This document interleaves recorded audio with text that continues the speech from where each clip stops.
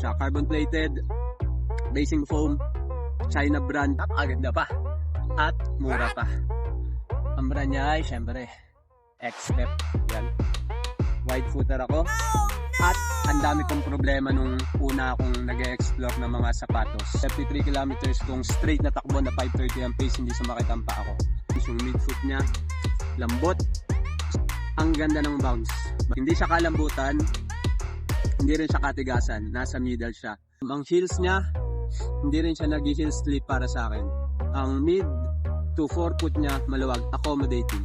Kung ikaw ay four-footed, tumakbo, sobrang sarap. Ang ganda ng roll ng rack niya.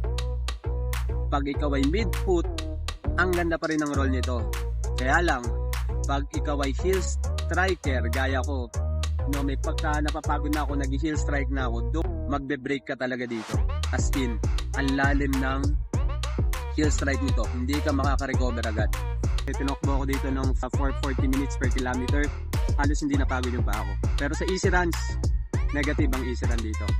Medyo masakit siyang itakbo sa easy run kasi lumalaban talaga siya. Kaya hanggang sa susunod, hanggang sa muli, Wide Foot Jepoy nga pala. Salamat. Please remember, be better, not older.